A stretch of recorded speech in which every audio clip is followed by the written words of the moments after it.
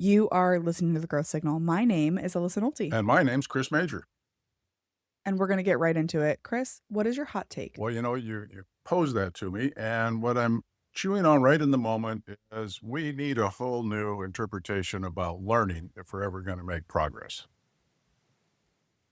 I would love to dig into this because I feel like there's so many people out there who are trying to do change Oh, management, do new skills in our organizations. They have this brand new, phenomenal, never before seen way of learning, and it's micro content, and it's this and it's that, and it's just never before conceived of, and yet it never seems to really work and connect and actually drive real change.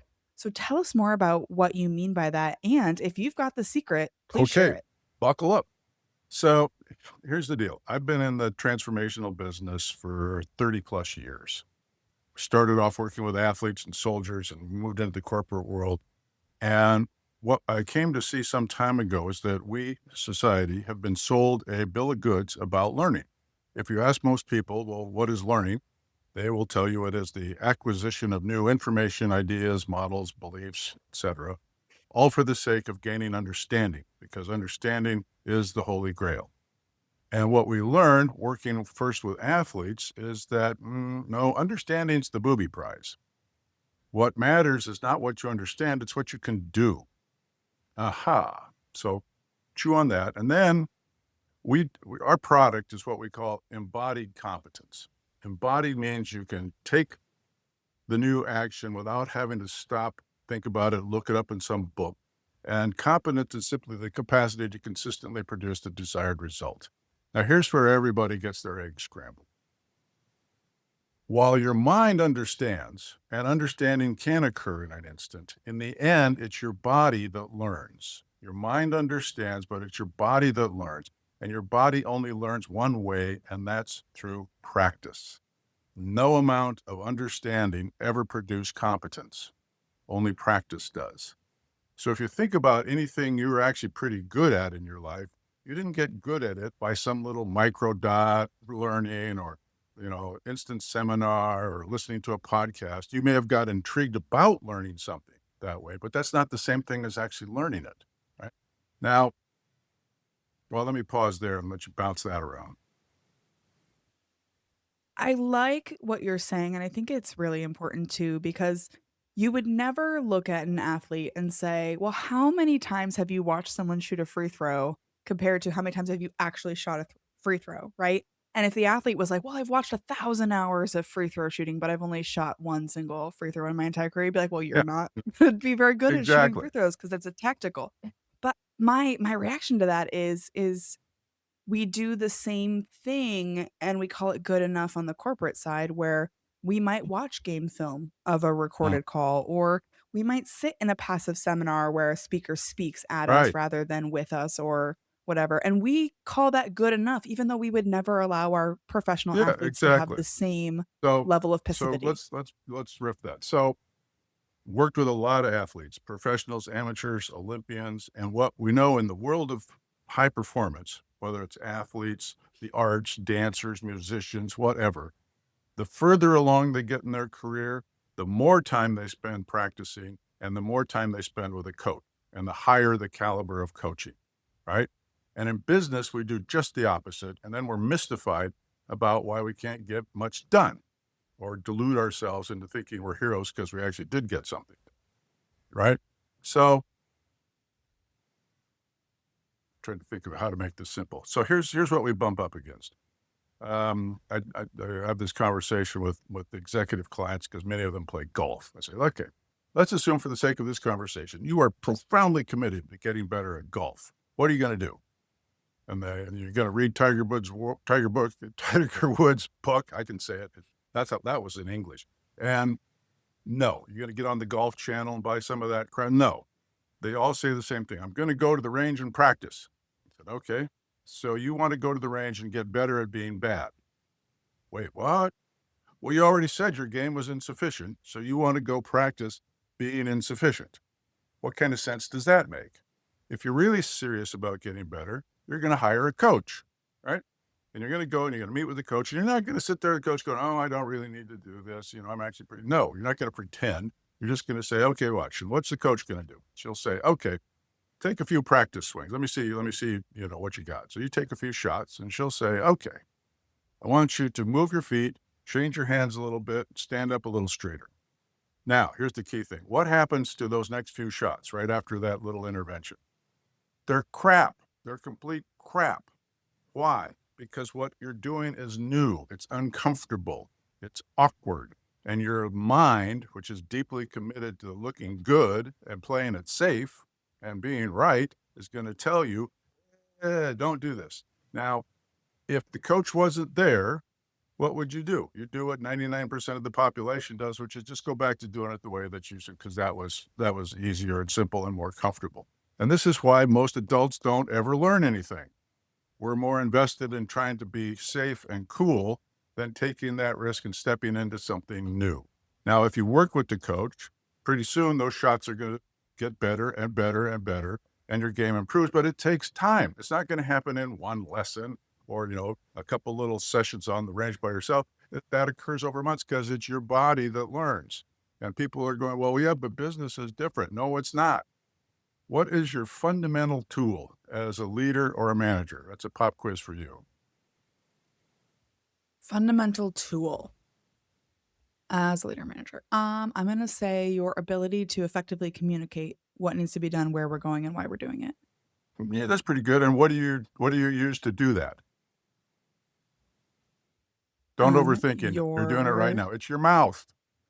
I say your voice Yeah, and your body exactly. It's language? your I don't know. mouth. It's what comes out of your mouth. It's a certain set of conversations, right? Okay.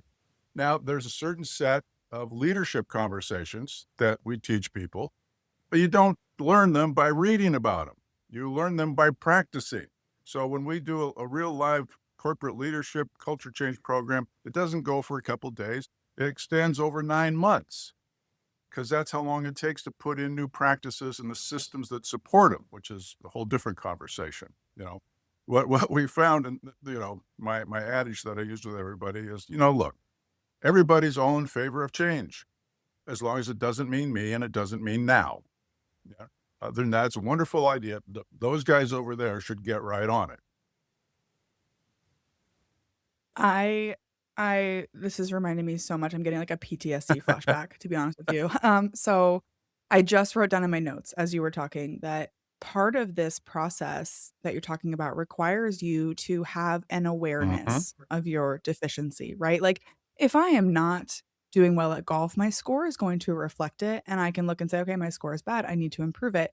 And yet we have these situations in business where someone is not doing well in their Mhm. role and either we don't have the right things measured, so we aren't surfacing that failure, or we're refusing to take any ownership or accountability or self-awareness for that. I was in a consulting project for a sales transformation, and it was a big organization, and it was really interesting to see the layers of people who were perfectly content to force change on other Yep. people and not at all interested in looking in the mirror. So we talked to the VPs who wanted to roll out all of these programs for the individual contributors and frontline managers, but directors and upper level managers and themselves they were exempt Mhm. from this process because it wasn't them. But then we hear from all the ICs and the frontline managers that the problem is actually happening at the Right. director level and the VP level. And everyone's just sitting there like pointing at each other instead of having any level of self-awareness or collective, like,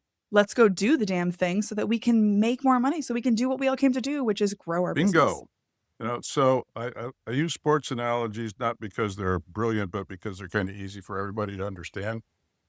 All right, but if we're a football team, I've got the quote the starters and the second string. What you're saying is we're going to teach this new play to the second string, but not to the first string. All right, and then we're mystified, like when we try and run the play for it doesn't work. So to your point, we used to, maybe we will again, do these large scale cultural transformations for companies, Intel, EDS, Microsoft, blah, blah, blah. And we would take hundreds or thousands of people through this process. But one of my requirements in the contracts was the senior executive team needs to be first. Because if they're not just understanding, but if they're not doing and using the new practices, there's no hope in hell that the rest of the organization is going to. So it does not change doesn't start at the bottom, it starts at the top, and it cascades down at that level, at that cultural shifting level. One of my favorite quotes that, I one of the people we were working with on this project is very British, and she had some lovely Britishisms that that she would say, and one of the ones that she said to me that still sticks with me to this day is she said, "The fish rots from the Oh, head." yeah. And it's this whole idea that, like, it doesn't matter how much time and effort you put into the frontline people or the individuals down the hill, the fish rots from the head, and if you have not solved for the freshness of your leadership, of the head of your organization, it doesn't matter what happens next, it will fail, Yeah, it will rot, it will not be what you want it to be. absolutely. And to your earlier point, unfortunately, we tend to have a set of measures that we use mostly because we're used to them, but are increasingly irrelevant as time goes by. So when I do a lot of coaching for new CEOs, particularly guys trying to scale companies and stuff, and I ask them, okay, so you're the CEO, you're the leader here. What are your main responsibilities? And they'll get this laundry list of stuff, right? And I go, yeah, no. And they look at me like, well, that's managerial stuff. You have now stepped into a world of leadership. And as the leader of an organization, you only have two, count them, one, two, fundamental responsibilities. Number one, and they go in this order. Number one, you're the guardian of the mood of the enterprise. And number two, you're the architect of the future. And people listen to that, they go, mood? Well, what do you mean mood? I said, well, mood is a technical term. It's not emotion. They're distant cousins. But a mood is a predisposition for action. Okay. Moods come in two flavors. In common language, let's just go with positive and negative. Positive moods are things like trust, ambition, confidence, esprit, right? Negative moods, and unfortunately, that list is longer: distrust, resentment, resignation, cynicism, arrogance, complacency, entitlement, right? And the axiom that I use with everybody is mood is everything. It's not the only thing, but it's everything. Because if you don't get that right, nothing else you do is going to matter. And to your point earlier, you can have the greatest new system and the greatest new process, and you try and layer it on an organization that's rife with resentment. It's not going to happen. It is not going to happen. Yeah, one of the quotes from the, people that we were talking to in that project, and to your point about mood, they were an individual contributor, but they've been there for a very long time, like 10, 15 years. And they actually said to me, "I am not going to bother wasting my time with this transformation because they do this every 1 to 3 Yep. years. They'll roll out all these new initiatives. I will ignore it for the time that it comes out, and then by the time that they roll around and realize I'm ignoring it, they'll have moved We're on on to to a a new new one. initiative, and I'll ignore that one too." And I was sitting there just flabbergasted because this was really my first experience with a large scale corporate transformation. And I was like, "What do you mean you don't, like, wanna be better and do better?" And there's no incentive to do so because if you buy into this thing, you buy into it, you do all the stuff, you do all the things, eventually everyone will just forget that we did it in the first place and we'll move on, and then there's Right. no consequences or Exactly. benefits to buying in. And therein lies one of the fundamental problems is we seem to think that if we do, a bunch of seminars or whatever it is, then we've quote transformed things.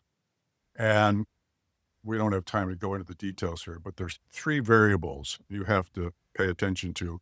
And everybody's kind of blind to the unity of the three.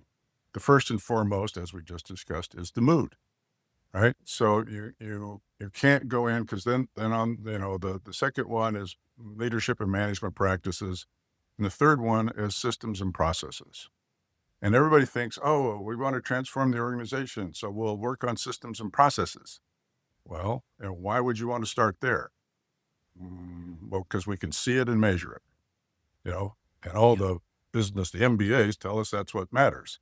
And that's because they are blind to this thing called mood. And as I said earlier, it's like, have you ever painted a house, the outside? So I actually just did this last Okay. summer, and it was a There you nightmare of so much decision making, like such a huge decision of what color well, is this gonna be and how do I pick the okay. shutters? So yes to that. What's the first step labor-wise in actually painting the house? What's the first thing you gotta do? They took their pressure washed off the Yep. old paint and sanded it down and You primed gotta it. get rid of the old paint, okay? That's the lingering cynicism or negative moods in the organization. If you don't pressure wash it, in the old days, you just scraped it. You don't scrape off the old paint. You could have the coolest new systems and processes, but again, if you lay it on resignation and that cynicism that you described earlier, it doesn't have any more chance of sticking than new paint put over old paint. So you got to start with the mood, put in your new leadership and management practices, and then unfortunately, that's where everybody stops. But now you got to go back to the systems and processes. If you don't rejigger your compensation, rewards, and recognition so that people get rewarded, acknowledged, and paid for using the new practices, doing whatever the new stuff is, once again, you're just doing fad management. And nobody wants that, especially if the idea is that we're gonna make all these changes and never see the Well, benefits yeah, of these nobody changes that we're wants it in promising. theory, but yes, they do, because doing it all the way and doing it thoroughly takes time and it costs money. And nobody And wants to take the time and do the investment. We document. I mean, one of my problems is we're really good at this, and on all of our programs come with a 10x promise. You get at least 10 times what you spend on us, and nobody could believe it. But here's testimonials. Here's a video. My favorite one is the CEO of Allianz. It's like they spent $10 million on us, revitalizing the culture there. And, he went one of these activist shareholders was having a fit, like, "What's all this $10 million on this human potential, bunch of touchy-feely bullshit?" And Mark looks at him and says, "Yeah, we spent $10 million on that and documented a $685 million return. Any more questions?" Yeah, I love a mic good drop, I love yeah. that good clap back, mic drop 100%. You know, considering all the people that you know or aspire to know, who else is out there? Who else are we supposed to be paying attention to? Oh, Lord. That's a good question. It's a long list. Well, let me give you one kinda off the wall one. See if you can get him. He's kind of hard to get, but a friend of mine, Bill McDonough. You may have never heard of Bill McDonough. Is an architect. He's a designer. He's one of the more innovative people on the planet. He's shown people how to rebuild factories so their outflow is more pure than the inflow in terms of water and that kind of stuff. Product designer designs. He's generally regarded as the father of the sustainable building movement. And he's a fountain of information and hilarious stories.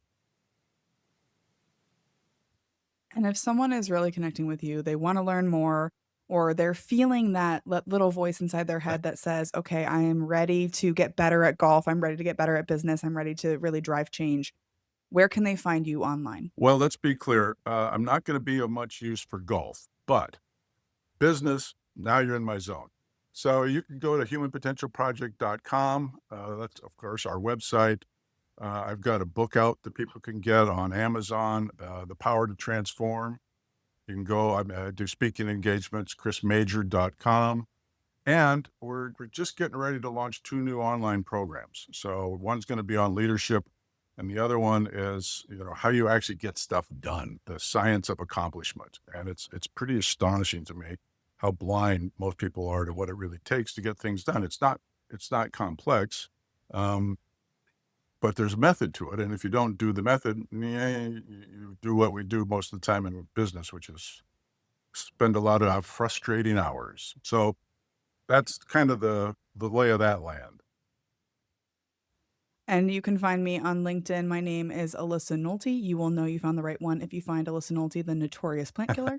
You can also find me on Substack, Alyssa Likes to Talk, or find the link in the description below. Chris, I have truly enjoyed this conversation. It is so refreshing to talk to someone who has really done the work and put their hands on companies and help them actually transform and change and to rethink what it actually means to learn, and not as some fad or something that we're just doing because it's interesting and it's fun and unique, but something that actually works. Well, thanks. My pleasure.